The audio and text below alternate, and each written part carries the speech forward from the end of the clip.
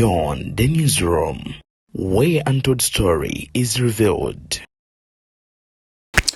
Okusirika tebuba butamanya sinakindi oba oliawo abaganda bagamba asirise teyejjusa naye ate era munnange olwaleero His Excellency Robert Kyagulanyi Ssentamu Bobi Wine avuddeyo n'ayasa ebyama Mpuuga Mathias ne banne Abed Bwanika kwoteeka n'omubaka omukyala wa Masaka City beba Ebuvanjuba nebugwanjuba ewaka wasigala we wasinga. Beyond the newsroom gwe mukutu ogukuleetera ekyo ekisinga katiranga naffe ng'oyita ku noti 771 44 53 ne noti 744 26 45 na bino bikulu tetulanga bafere tetulanga basawo ba kinnansi n'abagwa mu koowa eryo mwebale kutuwagira. Thank you. Bebali mu olukwesikwesi olwasibya Ssewanyana n'omugenzi Segirinya Muhammad. Bebe no kyalwaddaaki Kyagulanyi atadde Ssewanyana ku hotspot ku n'agenda maaso n'okubeera nga abiyogera ye yennyini nga biva mu kamwa kaabwe. Ekibuuzo ekinene lwaki bakwata ab'e Kampala mu bijambiya by'e Masaka nga waliwo abava mu Masaka mbu yali ddeero yakwata Kyagulanyi oba oliawo mukkirizisa bintu ebimu. Bino nno byenkuleetedde tuli ku Beyond the newsroom yazadde niya kutuusako ensonga n'obwombeefu obw'ekika ekyaggulu. Okusaba video no soko gimpere like bw'ogiwa like ojaba onkoze bulungi nnyo nnyini ddala atera mu ngeri emu gwe yakisooka olaba video zaffe njagala okubeera nga nkusaba ogende maaso n'okuba nga ate osubscribing. Banywanyi saagala agenda maaso n'okubeera nga ndwawo okujjako okubeera nga nkuwa buwihi ensonga nga bwe ziri era bwe zigenda maaso n'okubeera nga ate zitambula. Olunaku olwaleero mu press conference Kyagulanyi yagenze maaso n'okubeera nga awanda omuliro. Njagala nkuwe video eno tutandikire wano. Enga mwami Segirinya Muhammad buli we nagenda nga mukomera nga ga Mr. President tukuwa ekitiibwa tetwagala okutobera abakulembeze botuwadde naye omumyuka we yatusiba. Byenjogera Honorable Ssewanyana bya bulimbo oba bituufu? Bw'oba osobola semberako wano. Just confirming byenjogera bya bulimba oba bituufu. Nsabo kankwe eddakiika emu osubstantiating ebigambo byange bino kwani yali abasiba. Sebo neyanza neyanzege. President wamulajaniranga nga tumugamba nti President ebintu bino byali Masaka. Masaka wali abakulembeze b'NUP. Naye lwaki ddala bajja ne bakwata ffe ab'e Mpuuga Kampala. Ekyokubiri nga n'entambula y'enneeyisa y'abakulembeze baffe abamu naddala mu kitundu ekyo teyali nnungi ng'ogyetegereza obulungi nga bw'obigatta olugatta n'ogamba nti mukulu walabika waliwo akatagatta bulungi. Waliwo ekitatambula bulungi kirabika abakulembeze naddala abaka bava e Masaka babimanyi ku bintu bino okutusinga. Waliyo Honorable Mpuuga ne wabeerayo Honorable Bwanika, waliyo Honorable Nakabuye, waliyo Honorable Kayemba Solo, waliyo ababaka abalala bangi naye ng'okusinga yali atukulembera mu Parliament ebiseera ebyo yali Honorable Mathias Mpuuga. Nebokuma, I understand si buli omuntu alina alonga gye nnyina naye bali kwewaayo n'obakuteeka. Si buli omuntu alina ro gye nnina naye wabula weebale kuwewaayo. Era yakoze statement endala egamba nti byayogeddeko byebyo wabula byasigalizza bye bingi. Omanyi munnange olwatwala munno bw'oba olulaba nga luli ku luggi onyweza n'oyongerako ekinyolo ekyokubiri telulwanga naawe lukunonya. Kyannaku nnyo okubeera ng'olumbe olwatwala Honorable Muhammad Segirinya lwatandikira mu kkomera gyagenda maaso n'okusibwa ku nsonga ezaali zeekuusa nti ku bijambiya ebyali mu bitundu by'e Masaka. Era musajja mukulu ono wataali bujulizi bubalumika nga abajulizi bwe baleetanga mu kkooti bwe bagendanga mu maaso n'okubeera nga abo tebadda nga tebalina bujulizi bwa nkukunala bw'oleka nti abasajja bano baali beenyegedde butereevu oba oliawo mu bijambiya ebyaliyo. Ne twebuuza ekibuuzo bannayuganda bangi nti lwaki e Masaka ewali ababaka nga nabo b'opposition abavaayo bo si be baakulemberamu kino eno lwaki baava Kampala? Baganda bange olwaleero Kyagulanyi agenze maaso n'okubeera ng'atulaga nti ekitambuza endiga nga ekotosa omutwe tebuba bussiru wabula kubeera kwerinda.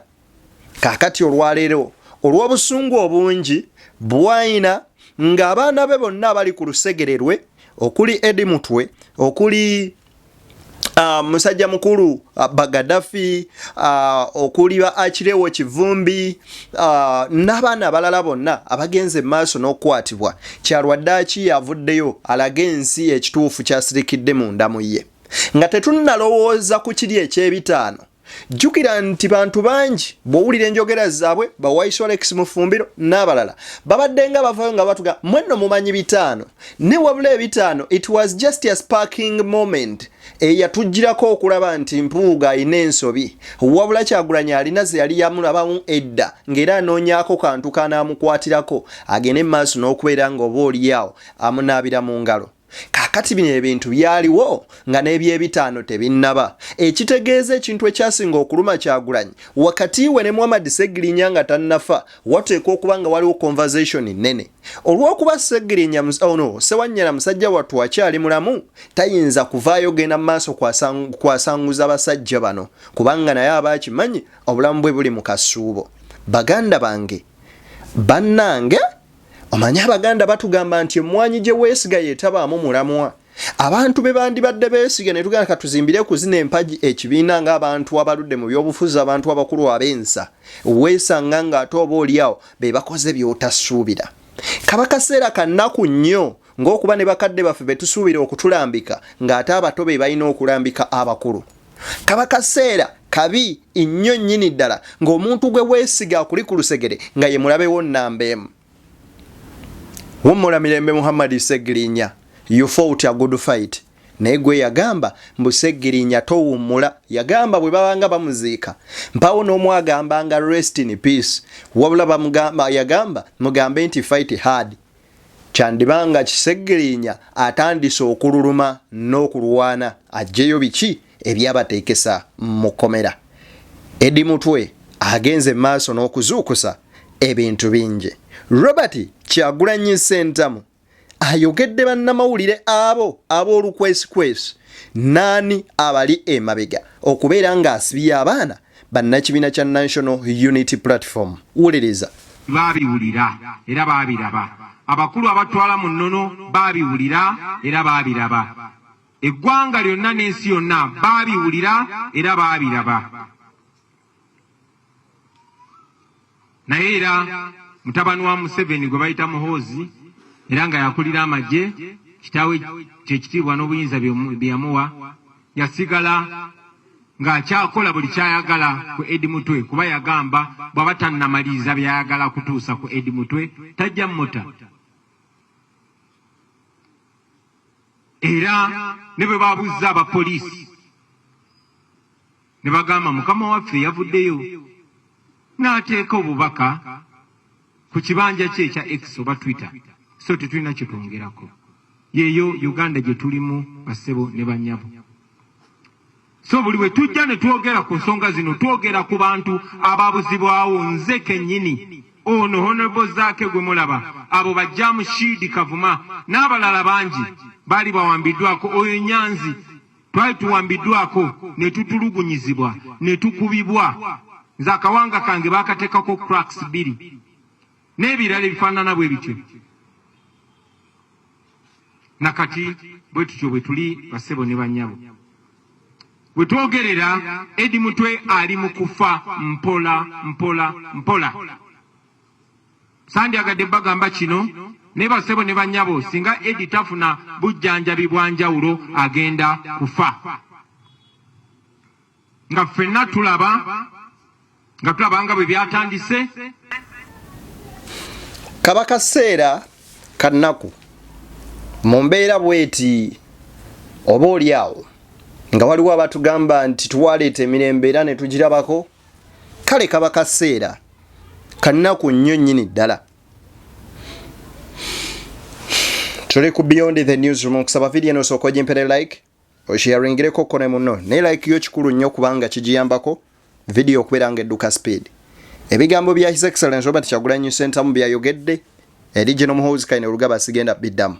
Wabula Robert Kyagulanyi Ssentamu kuba abakozesebwa ogenda maaso n'okutulugunya bannakibiina kya National Unity Platform ayogedde bw'ati ku kusibwa kw'abaana nga ba Eddy Mutwe. Mwe bannamawulire be baakamala okuba emiggo, mwe bannamawulire be batakkiriza kukola mulimu gwabwe, mu bannamawulire be baasalawo okukozesa mwe mwali omwami gwe bayita Farish Magembe ngono yabakulira, ne mubaamu omukyala gwe bayita Zainabu Namusaazi ono nga wa NBS, ne mubaamu omukyala gwe bayita Gertrude Mutyaba yeddira Lugave ono nga mukozi wa NTV, ne mubaamu omukyala gwe bayita Margaret Kayondo ono mukozi wa Radio Simba, ne mubaamu omwami gwe bayita Mukalazi John ono bodyguard we yali omumyuka wange, ne mubaamu n'omwami gwe bayita Lubega Drake ng'ono bodyguard we yali omubaka waffe wa Kimanya Kabonero. Bano be baatwala omusango era be ba agent. Kyanzizizaamu amaanyi kubanga ebiseera ebimu batukozesa nga tetumanyi. Ogenda okulaba abasemu n'ogamba n'olyoko bivaamu. Olunaku lwajjo nabadde ntunulira amawulire nga ndaba omwami gwe bayita Farish Magembe ng'avuddeyo n'abeesamba n'agamba twalopa musango naye ate tugenda okulaba omusango gwe balopa nga bagutaddemu ebiso, bagutaddemu ne tumanya nti kati bino si byankayana wabula bino byakunoonya bye batulugunyiza na kuwaamira abantu. Njagala okumusaamu ekitiibwa omwami oyo kubanga yabadde ne confidence eyogera amazima. Omwami oyo gwe bayita Farish Magembe era nga yakulembera abannamawulire aba Greater Masaka Journalist Association.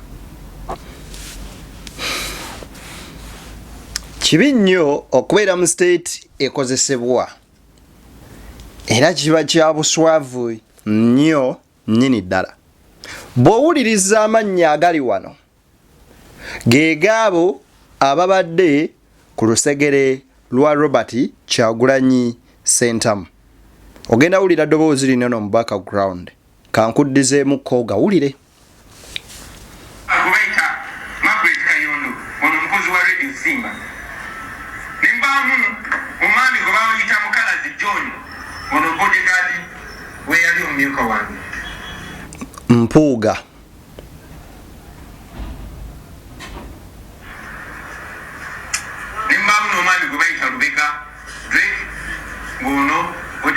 Kwoteeka ne bodyguard wa Abed Bwanika. Kakati bwe kijja nti eyali bodyguard wa Mpuuga n'owa Bwanika be bagenda mu musango, when did the bodyguards become journalists? Era n'akulira bannamawulire mu Greater Masaka yagambye mbu fe omusango gwe twawa mulala ne twagenda olaba nga gukula nga gulimu ebijambi ebyo tetukola ki tetubimanyi. Osinzira ku Kyagulanyi alaga nti Mathias Mpuuga Nsamba ne banne be bali emabega w'okusibwa kwa Eddy Mutwe ne bano banne, ng'era alaga nga bwe kyali ne ku nsibwa y'aba Hon Ssewanyana. Ebigambo bino Hon Ssewanyana yabyeyogeredde ye mwennyini era ne Kyagulanyi n'akakata ku nsonga eyo.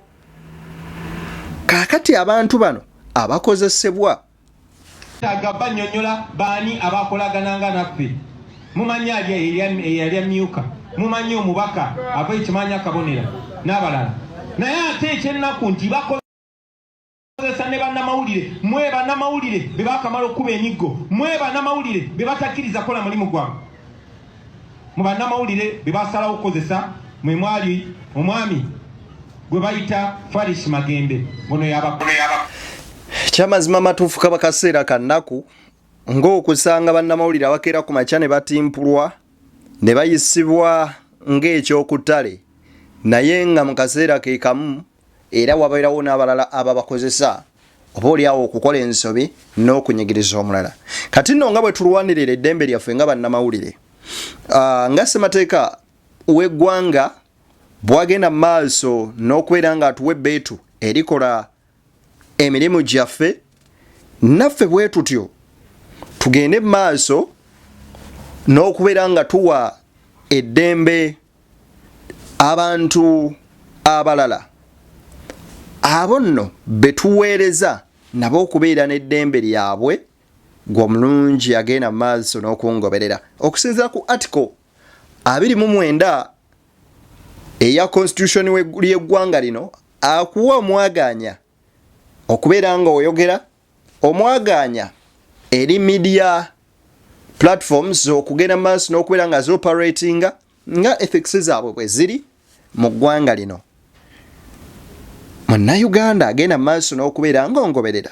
Kati akadde kano bw'osalawo gwe n'ova ku mpisa ez'entuufu n'osalawo okolera omuntu ssekinnoomu, oba nno weeriddemu wekka olukwe. Era munnamawulire oba omukozi yenna kisaana n'okola n'oweereza abantu abo b'olina okuweereza, so okukozesebwa okubaako ekitundu ky'abantu b'ogenda mu maaso n'okutulugunya. Naye ate era n'abo abagenda mu maaso okubeera nga batulugunya abantu, nga bwe bakeera ne batukuba emigo ne batuyisa mu mbeera yonna, ate nabo baba basaana obuvunaanibwa oba oliawo amateeka ne gabakolako, buli muntu n'asigala mu layini ye entuufu. Ebigambo bino bya Bobi Wine njagala obiwulirize. Ne bano abantu be bakozesa abasinga obungi baamuno, ate abalala bannaffe oba tubadde nga tubalabanga bannaffe, okugeza mu keesi ya Eddy Mutwe, keesi ya Akirewo Kivumbi, Gaddafi Mugumya ne Wakabi Smart. Abantu betwakolanga nabo betwalinyanga mu kimu nga n'omu ku bo yali mumyuka wange n'omulala nga mbaka wa parliament ku kadi yaffe be bakozesebwa, kubanga muhozi Eddy Mutwe yandibadde amudibiridde naye atulugunya n'aweereza abanamuggalirawo batya. Bwe twagenda okuziika muganda waffe Pascal yali e Bungereza, bano bannaffe oluvannyuma lw'okukola ebikolobero era ne tubanika eri ensi yonna baayagala okututyobola ku lunaku olwo. Ensonga lwaki beeteekateeka okukola effujjo, baakwata ebipande Kyagulanyi tetukwagala wano, NUP muwagirwa abagwira n'ebirala ebifaanana bwe bityo. Naye kubanga naawe wennyini we baali nawe tebaayinawo muwagizi, kubanga abantu mu nsi amaaso geggula. So mu kitundu ekyo kye twalimu abantu babalemesa otukolako effujjo. Bino byonna byali ku kamera, everything was on camera. Era mwabalaba nti bwe twavaayo ku lunaku olwo baalabwa nga balina we bakuŋŋaanidde olw'eggulo nga bali disappointed, kubanga kye baali baagala si kye kyali kituukiridde. Bakuŋŋaanya bannamawulire awo e Masaka, abakuŋŋaanya kibiina kye bayita Greater Masaka Journalist Association. Ne bagamba kati tutege ki, ne bagamba tugende tuloopa omusango, era ne baloopa omusango nti abakuumi ba Kyagulanyi babakubye ne bababbako ne sweta n'essimu.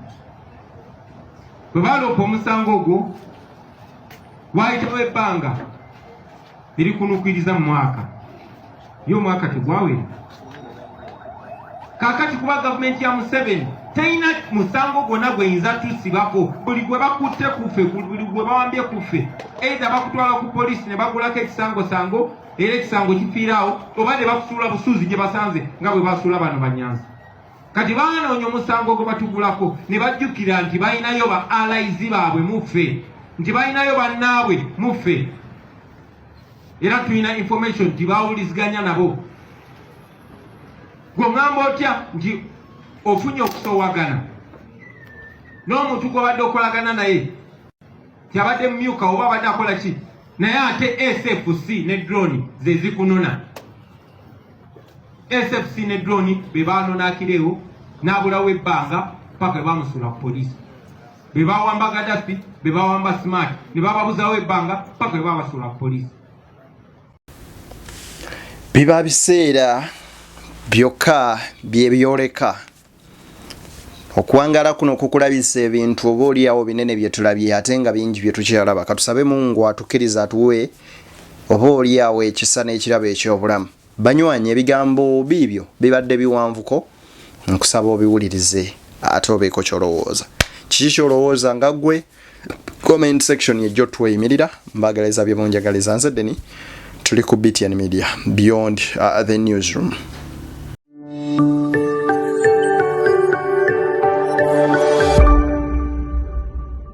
Beyond the newsroom, where untold story is revealed.